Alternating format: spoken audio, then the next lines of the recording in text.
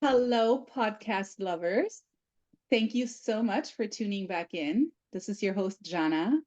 And today I'm so very excited to say hello to a guest of mine. And we have met in a professional business setting. I guess, I don't remember exactly, but it was a chamber of something meeting. I'm so sorry, you guys. I'm so Right. bad at that. I just really remember the fantastic vibe and the people. I always forget where I met them, but I know that we've met there, and I'm so happy that he agreed to be here. And Sean, I'm so happy that you said yes to being my guest today, because in all honesty, your resume is so impressive.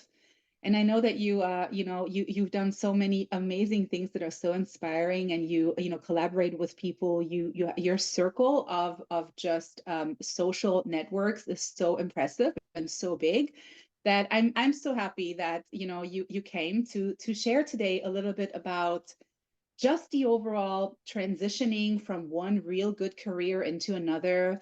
Culture aspects that did obviously play a whole lot. Your mindsets of how you grew up, changing Sure. states, because I know you lived in different states. And so, we want to dive in more into the emotional aspect of that too, and how all of those, changes and growth and challenges really felt. So, Sean, Sure. thank you so much for being here. I'm so happy. Hi. Hello. Well, thank you so much, Jana, for having me on. It's an honor. It's a pleasure to be on your podcast. And if memory serves me correctly, I believe we met at a Signal Hill Chamber of Commerce mixer. I think that's what it was. Thank you so much for setting it right, because for the life of me, those long terms, I'm still adjusting to those, because Right. sometimes I mix up the words and I don't want to say it wrong. So Right. Yeah. Yeah. Well, there's a lot going on, so it's quite all right. But yeah. again, thank you so much for having me. It's a pleasure and an honor to be on. Yeah, absolutely. So let's just hop right in. I know that we personally had so many private conversations, and where you shared so many amazing accomplishments of yours. And I want to start right away with you being a radio host. And I remember when we met at that mixer, the first thing I told you, I'm like, your voice sounds so radio fitting. You should Yeah. maybe, do you do voiceovers? Or if you Right. don't, you should. And then you came out actually telling me a little bit about yourself. So why don't you share, and I know, but share what your Sure. background, and so much about your radio hosting, and how did that come, and how does someone become a radio host? Like how does that happen? That's so cool. Yeah, well, first off, I did an internship at a local radio station in Dallas, Texas, and this was when I was still going to college. So I graduated from the University of Texas at Arlington. We call it UTA, Go Mavericks, and was so excited to be a part of the broadcasting program there at the college, at the university.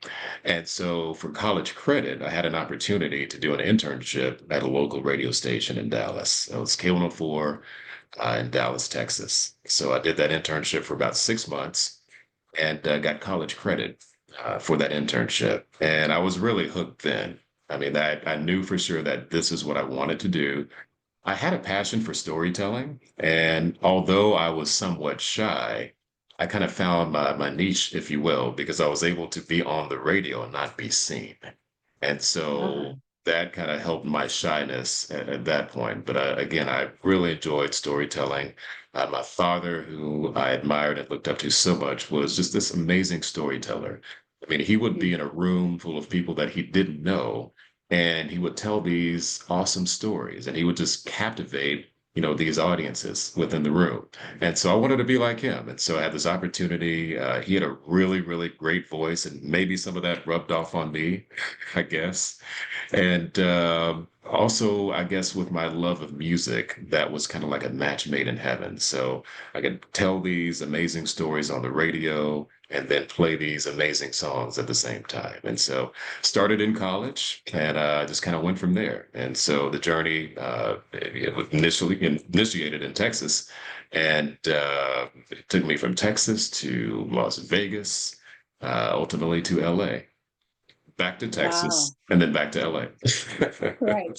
It's so Yeah, interesting because I want to touch base on two things. So the one thing sure. you said is that you were a very shy person, but when nobody could see you, you were Yeah. really able to, you were really able to just basically speak freely Right. without being seen. So my question to that is, what is really the part that made you uncomfortable if people would have been able actually to see you on the radio kind of thing? What was that? Was it like your appearance? Was it your confidence level in yourself? Was it the way you thought you looked? Or what was really where you like, oh, I'm glad they cannot see me because I can now really speak or, You say. this sounds it may sound a little funny, Jana, but maybe my expressions. Sometimes I don't know if you've ever been told this or if you've heard people say that, you wear your expressions, they're very noticeable. And so if it's something where if it's something I'm talking about on the radio and I was able to be seen, I couldn't necessarily hide my expressions. And I wouldn't want that to, scare anybody off or make anybody feel uncomfortable. And in radio, I mean, I was on the radio when 9/11 happened in this country. And so, Mm. not actually when it happened that morning in New York City, but later on that night, I had a radio show to do in Los Angeles. And so, case in point, that was a very emotional time, right? I mean, people are calling up, talking about, having lost loved ones in the towers in New York City. And Yeah. if I was on the radio, which I was later on that evening, I did a show called The Quiet Storm, and we played love songs. People would call it for requests and dedications. But for a couple of weeks, it really turned into a talk show because people are devastated about what happened in this country. And so, case in point, if my face were to be seen during that time, there's no way I could hide my emotions and my Yeah. emotions that would be on my face. And so that's something that, I was always, a little concerned about. It's just kind of people seeing, all right, is he okay?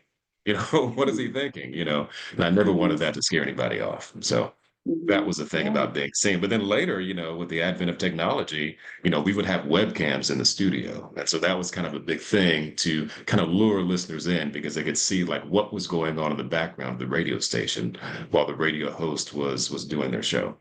So Mhm. but I got through Yeah. that. We there was a time where, we host a concert and the radio personalities have to go on stage and introduce the band or the artist. And so I quickly got over that. But Yeah.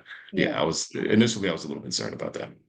Yeah, I understand. It's Yeah, such a great platform also for your further career because I already know what you do today, but what a great footstep, actually, how great it was orchestrated from upstairs for you to yeah, gain the confidence here where you felt so good already in a space of like talking and music, and you're combining the two passions with like right. storytelling, which was kind of like almost, I want to say, given to you by birth, kind of like Mhm. put in, when when somebody did this to you, they put it inside, the Right. Yeah. storytelling.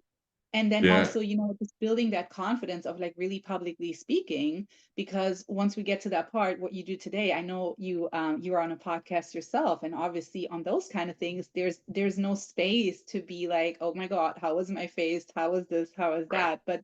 But me Yeah. personally, I can absolutely relate to that. It's, everything is really a growing process, but I also Sure. ultimately I feel like once you really jump over that, I really don't care what people think anymore, in a sense where it could possibly, influence how it makes me feel.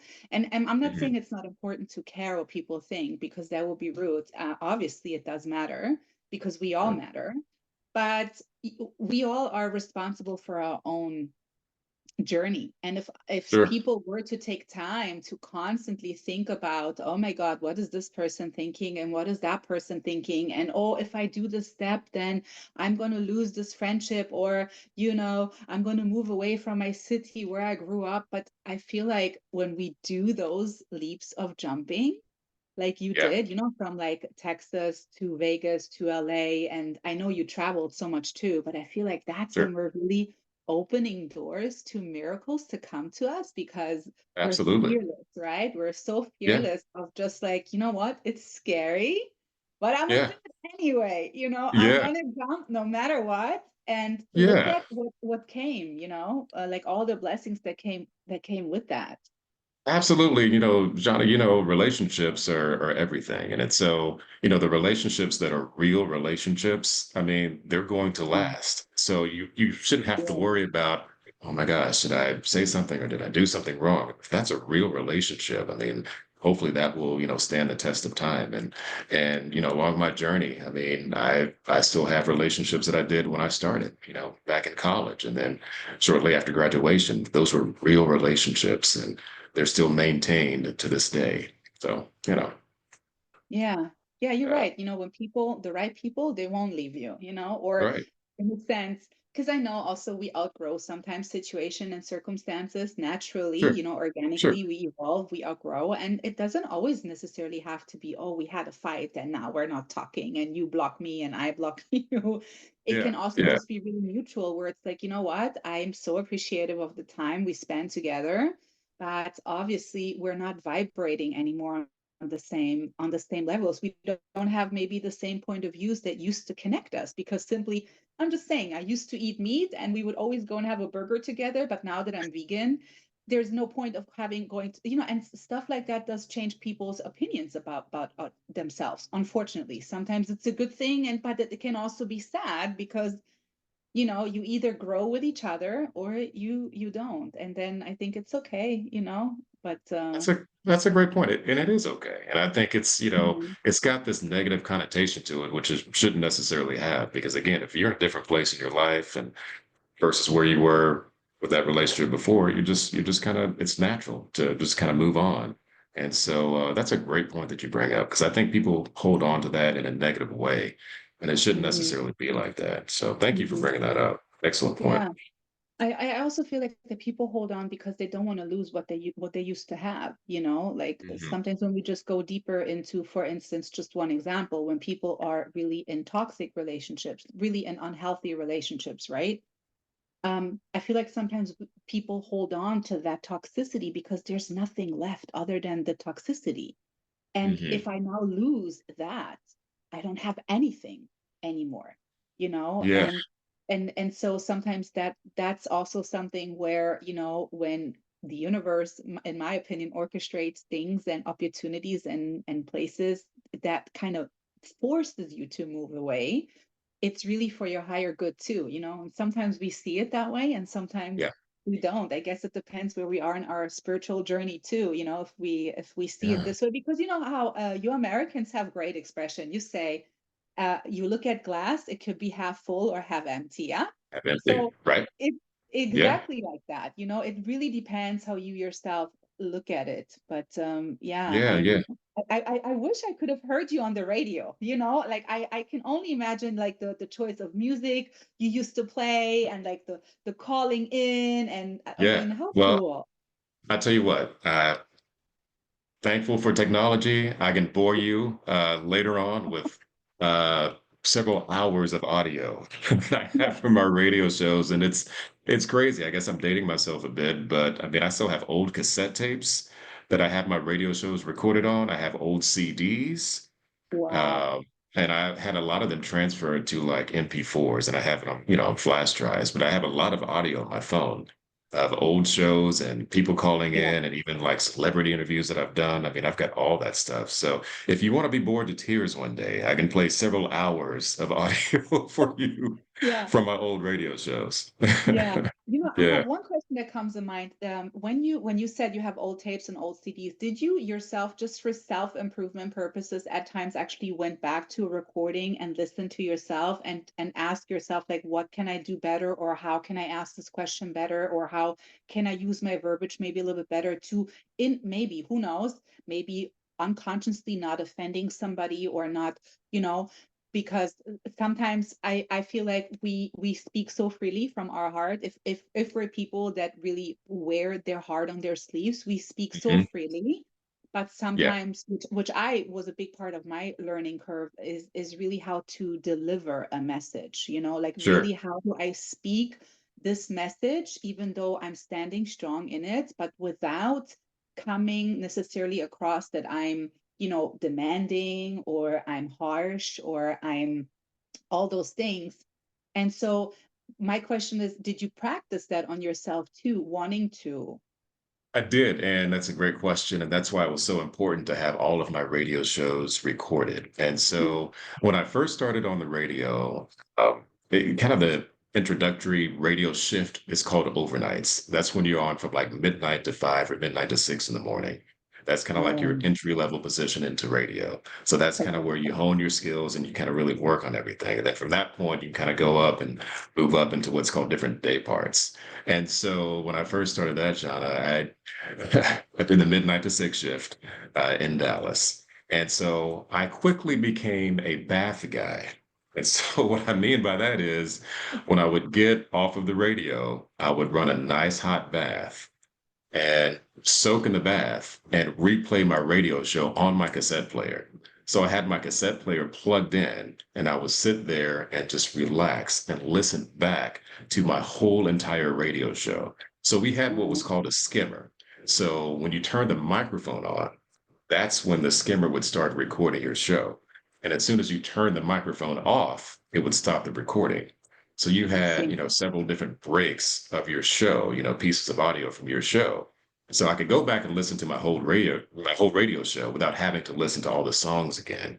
So I could go Right. and critique the breaks. And so I would listen to it every single night. And I would get in that bathtub and just sit back and replay that show. And so to answer your question, yes, I would just listen to it at nauseam almost and just to try to get better, you know? Yeah. Wow, Yeah. that's so great because I mean, fundamentally, when we look at basketball players, they all train too. Yeah. They have mentors, Yeah. they have trainers, singers, dancers, actors, all of those have mentors and coaches around them, Sure. that help them to get better and also themselves. Obviously if you don't want to get better, you're required to put in the work. And if you don't, then I guess just stay mediocre. And then, we would have weekly meetings with the program director. So typically the program director kind of runs the radio station.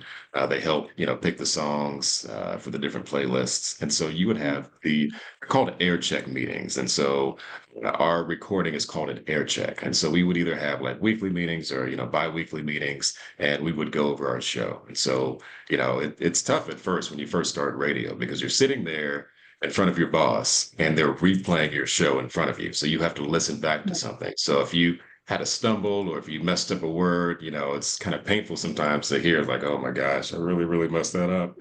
But it helps you get Yeah. better. Like you said, the analogy, if you're a sports person, basketball player, football player, what have you, yeah, you need that practice. Practice makes perfect. And so, yeah, yeah, that helped me a lot along the way in my journey, Mm-hmm. for Yeah. sure. And then the other part that I found so interesting is when at the beginning when you said that, you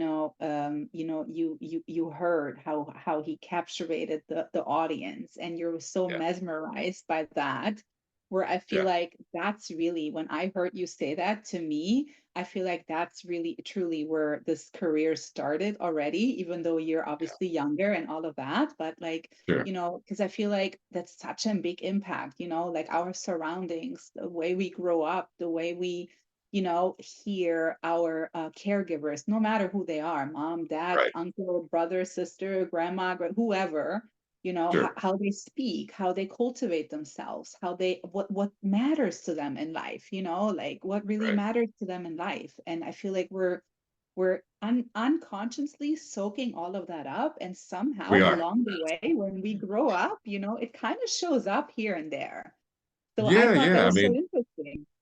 yeah. Thanks for bringing that point up, Jana. Yeah, that's it's great. Yeah, I think we're subconsciously, absorbing. We're this big sponge, and we have all this information that we're retaining, and we don't even realize that we're retaining this information. And yeah, it's great. Again, I really looked up to my father, and just being in some of those circles where he was in, and just watching him just captivate these audiences. I really marveled at that.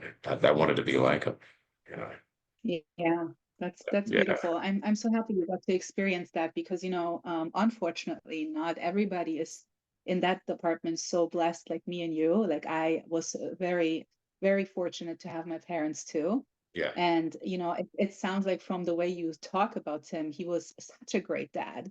And I feel like in for a male, for a male perspective, I think it's wonderful to have a beautiful, kind, loving mother.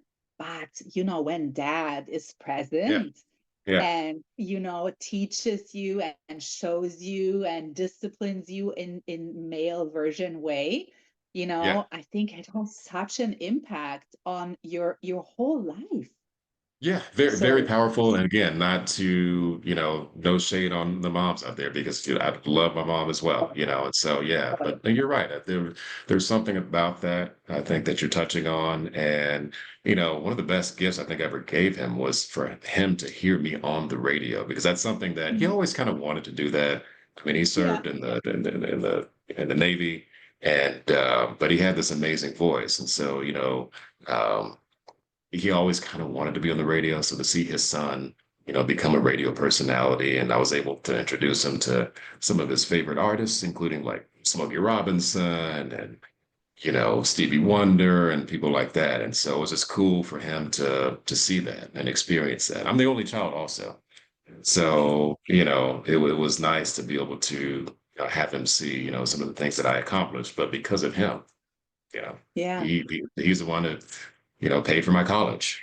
I don't have any student debt. Thank the Lord. I don't have that, and so he was able to give that to his only child. And so, uh, you right, know, yeah, that, yeah. that, that was huge, huge. That's huge. That's really Yeah. huge. I mean, you know, just leaving the financial part out of it, which is very fortunate because, again, you know, so many families, they don't have any Um, opportunities, unfortunately, like that, you know. But I feel like yeah.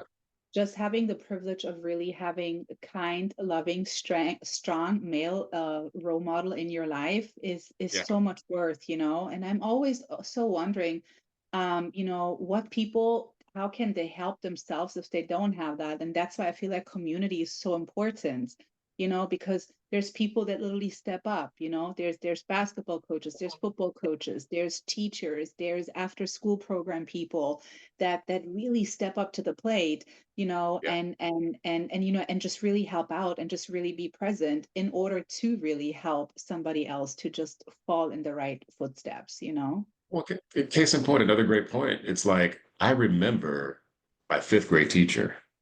I don't necessarily remember what I was doing 2 weeks ago on a Tuesday, but I remember my fifth grade teacher, so it's crazy, what Right. we remember and how we remember. And I think Yeah. it goes back, to the impact that, these teachers and these coaches had on us. To your point, I'm going back to Dallas this weekend. So I'm going back home, and I'm actually going to go by my old school. And I think my fifth grade teacher is still there. She was either going to retire last year or this year. But I did see Oh, her wow. last year one time when I went back home. And it's been a minute since I've been in fifth grade. And so she's she's she's either still there or just now retired. So I'll find out this weekend or next Monday when I go. But Yeah. had a huge impact on my life. And yeah, it's really powerful memories that we have, and the impact. Again, coaches, I had some coaches. I think most of the coaches are gone now, but still, I mean, that impact I can feel today. Yeah, yeah, Yeah, because it does matter, you know, it really does matter. It does matter what people tell us, and really even the small things, you know, it's what you yeah, said. It's really probably doesn't said anything in crazy specific. It's just probably what she dropped into you here and there, those little seeds that are so memorable.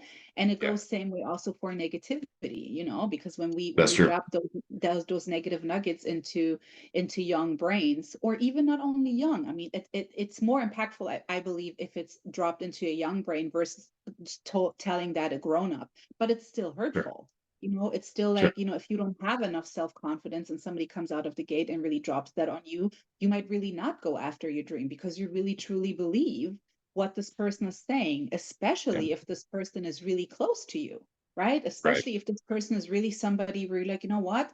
Why would this person lie to me? That's my so and so, or Yeah, this is my so and so, or this is my what, you know? And yeah, so I feel like that gets really dangerous. You know, it gets really dangerous when we take opinions from other people and we make them so valid when sure. we don't forget to just check in with self first and be like, look, whatever I say to me matters the most, first of Yeah, all. You know, yeah, and then if you know, but I feel like it goes so much deeper also in not just having self-confidence and that truly that healthy self-esteem I'm talking, right? I'm not talking that yeah, ego driven self-esteem where it's like it's all about this and it's all about me and it's whatever. and really Right. talking about that healthy balance of like, look, I matter and it's okay. And, I am completely allowed to set those boundaries. I'm completely allowed to say what I need to say. I'm completely allowed to, make reasonable requests around me. And if they Hmm. or cannot be respected, or if you now want to be mad at me as my friend, or you can't hold space for me if something comes up that I didn't like, then that's really to me an exit point of understanding of like, okay, I guess we're outgrowing each other, or Yeah. this isn't. And so sometimes when people ask me, well, how do you know? I feel like this is exactly how you know. This is how you would This is know how you if know. you're ready to outgrow somebody, or you're ready to outgrow a situation if it doesn't sit well anymore in your spirit. You get me? Like if it doesn't, Yeah. yeah, That's powerful. Very powerful. If it doesn't sit well within your spirit. yeah, Yeah. So true. yeah, That's so so true. cool. Yeah. Yeah, man. Yeah. Yeah, and then here we are. Ugh. Now you transition from radio. Do you miss it at all? Like, do you sometimes I be like, oh, do, and I'm goodness? still connected. Yeah, I have a friend of mine just moved out here, and she's the new general manager for a local radio station here in Los Angeles. And Oh, so we cool. worked together for several years in Dallas. And so she's been having me come out to the different events with this radio station that she's at in Los Angeles. And so, she's kind of trying to get me back into it. Of And course. we had a meeting last week with like Columbia Records or something, and she's like, "I want your input. You're an OG in the game, so I kind of want your input, and let me know what you think." And she's trying to kind of pull me back into it. But yeah, I do miss it. I mean, I look, Yeah. the reality is, I would be lying to say if I didn't miss radio at all. I mean, this was truly my first love. Yeah. I'm still connected to it. I do voiceover work for, I've got 4 radio stations right now under my belt that I do voiceover slash imaging for. So I'm still connected to it.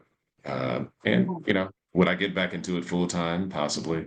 We'll see. But my new career it's nice also. I really enjoy what I Yes. do. Uh, Yes, which is so interesting because it just really shows how diverse your brain is. Like not only do you carry like this great vocabulary in your mind of lexicon, how you have lexicon and all the words that ever exist in the world. I feel like sure. that's your type of personality that has that in his mind. You express Thank yourself you. so well. But Thank also, you. the medical aspect of it is something that you're involved yourself with right now, because I know that's also kind of like how we started a conversation where I was like, I told you a little bit about what I do besides podcasting. And Sure. I'm like, it really irks me when people don't ask for allergies when we're at a restaurant or at a hotel. Like service should be really asking this. And you're like, allergies, Absolutely. wow. And Yeah. so Yeah. yeah. Yeah. So Yeah. how does a radio person completely jumps to medical and allergies and research and working with doctors, having a podcast with one of the most interesting doctors out there? Like, hello. It really is too. Yeah, yeah, quite a transition, huh? Totally. Well, my background is communication, so that's what I have my bachelor's in. And Cool. so the Food Allergy Institute, based here in Long Beach, California, they needed a communications specialist. And so I saw the job opening. I applied for it. I had 3 Zoom interviews, and then the doctor that I currently work for, Dr. Inderpal Randhawa, he was going on a speaking engagement in Dallas. And so I was in LA at the time. And so I Mhm. decided to fly back home to Dallas to meet this guy. Amazing doctor. This guy has 5 different board certifications. He's a transplant immunologist. He's an allergist. He's got so many different titles, but he basically invented this program called TIP, the Tolerance Induction Program. And he was able to give patients the beauty of remission from their food allergies, which I didn't know there was such a thing as remission for food allergies. Normally, when you think about remission, you think about, cancer. That's the first thing that usually comes to mind. But he's Right. basically able to turn off these food allergies, whether it's, a tree nut allergy or dairy or shellfish. This tip program turns that off. And so I wanted to meet this guy. And so he had a speaking engagement in Dallas, and I flew back to Dallas to meet him. So I told him who I was. I'm gonna find out later, he already knew that I was there. I didn't know that at the time. And so usually when he goes to speak, there's a long line of people just waiting to shake his hand and meet the Right. guy who invented the tolerance induction program. And so I told him who I was, and he said, "Look, if you're really serious about this, I'll have somebody call you next Tuesday." And so I was really, really excited about the opportunity. And so later that night, I go out to dinner and I run into him at dinner. And so I'm sitting there and I'm sitting at the bar, right? And he looks over, he's like, "Hey, are you following me?" It's really cool about it. And so I Yeah. went over to the table, he actually ended up buying my dinner that night. And he goes, "Once again, if you're serious, I'll have somebody call you on Tuesday." And so he had somebody call me from the Food Allergy Institute, and they sent me a case study. He wanted me to come here to Long Beach and do a case study in front of his execs. And I tell you what, I was quite nervous. I mean, we're talking he was there, the CEO, the COO, the other doctors, the execs in the company, they were all there. And so I did this case study. And the next day he called me and offered me the position. But he needed somebody to help with the internal communications flow, lots of different moving Yeah. parts within the company. And he also needed somebody as far as outreach, externally facing. So, we met at a chamber event. It's about brand awareness for us. So although he's done really, really well with the Food Allergy Institute, so many people don't know that something like this does exist, where Right. food allergies can be turned off and patients can Right. have the beauty of remission. And so he uses me for that as well. So I was able to bring the mayor of Long Beach in. The mayor of Long Beach had no idea that we were here and this is in his backyard. So I do a lot of the tours here at the Food Allergy Institute. So I was able to bring him in.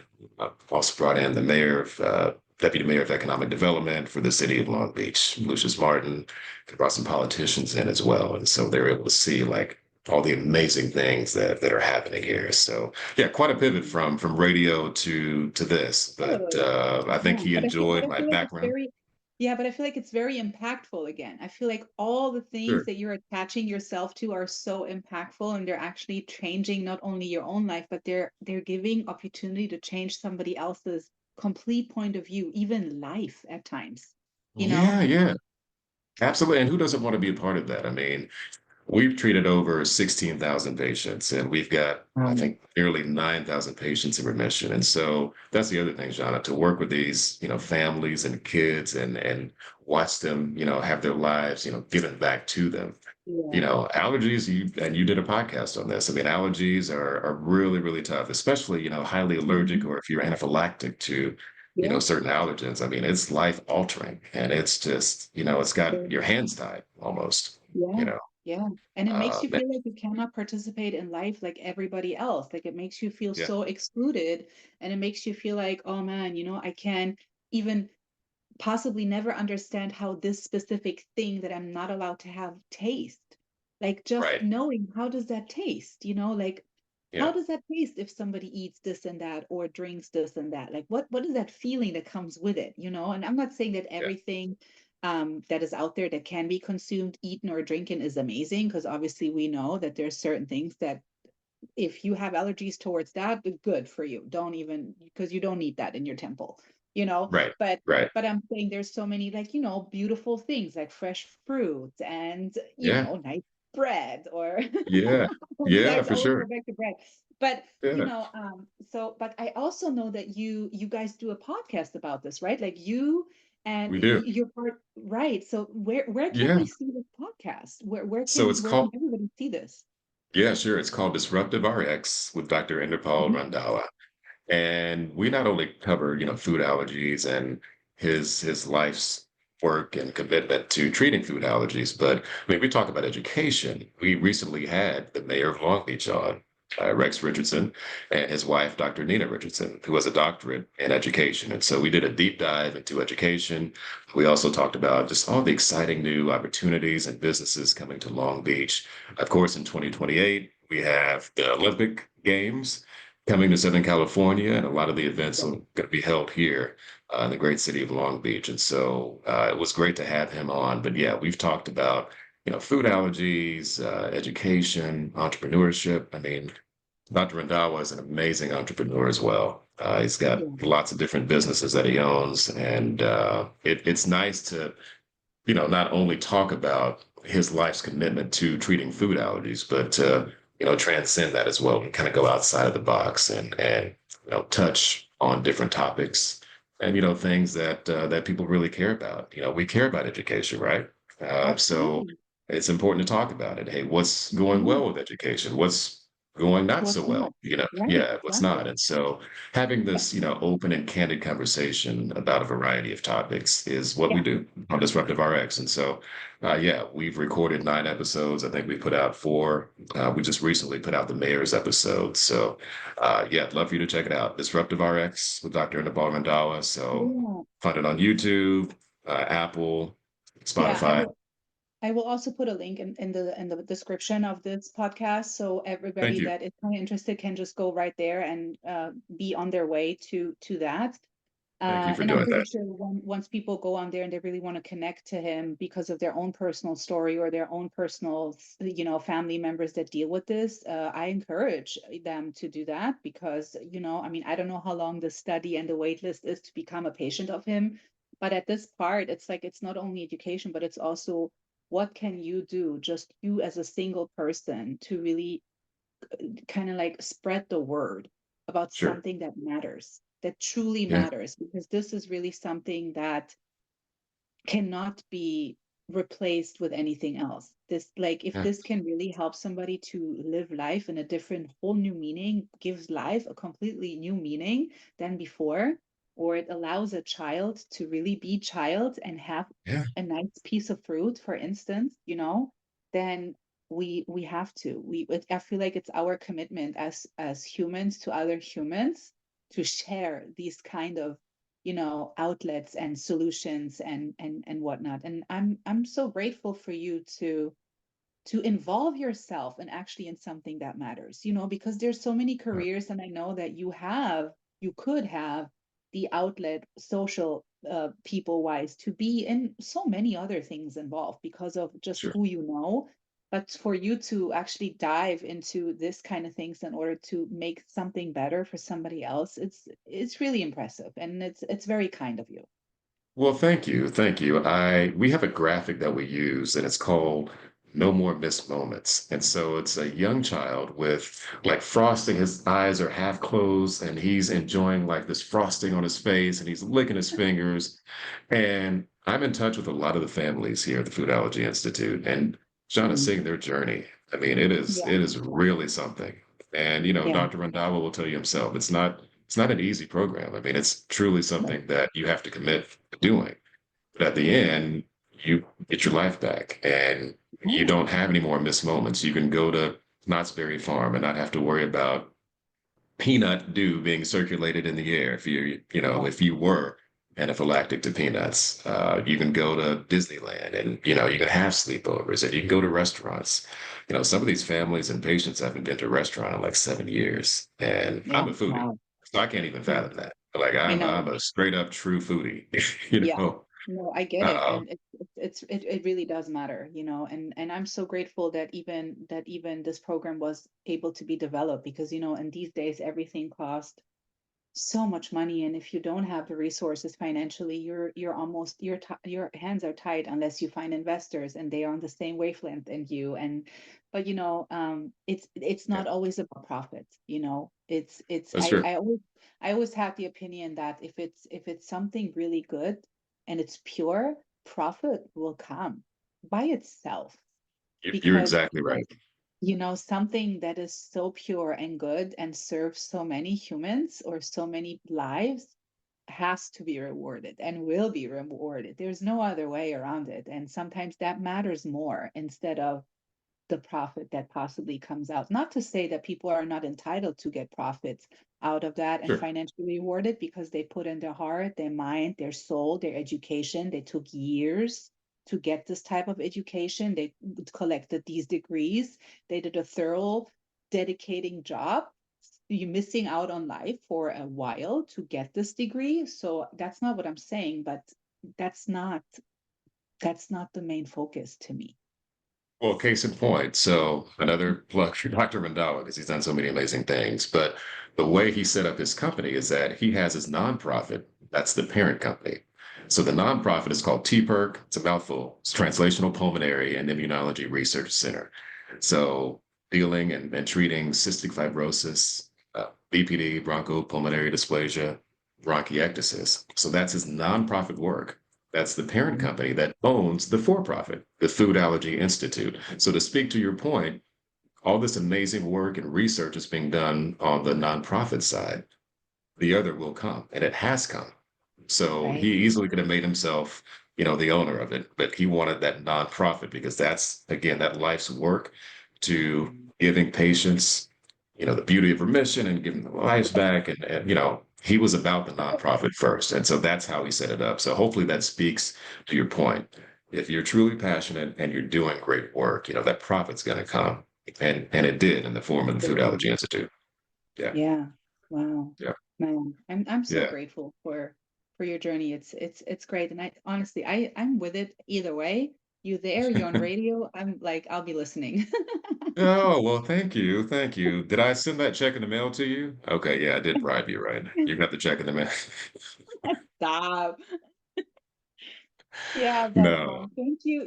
Thank you so much for your transparency, your openness, your sharing, certain steps of your life, and just being involved in doing the right thing. So alone for that, I want to thank you. And hopefully one day we will be somewhere where everybody doesn't have to deal with anything that is not on purposely done, if that makes any sense. Like, nobody chooses that's to have an allergy, nobody chooses to have certain things. So hopefully, we can work towards things where everybody gets to enjoy the same thing.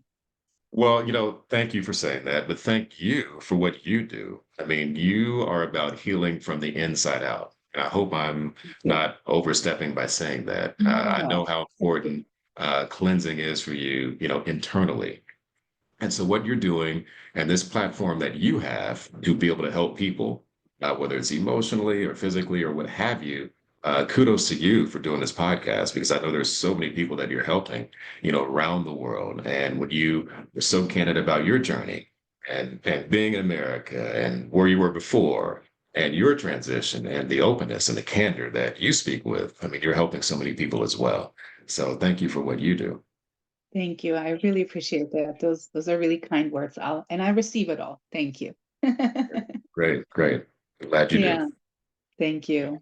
Well, Thank you so podcast much. lovers, here it is. Another great time, another great conversation. If, like always, you have something to say, it's something on your heart, either to this topic or to any other topic that you feel called to share, come share my mic.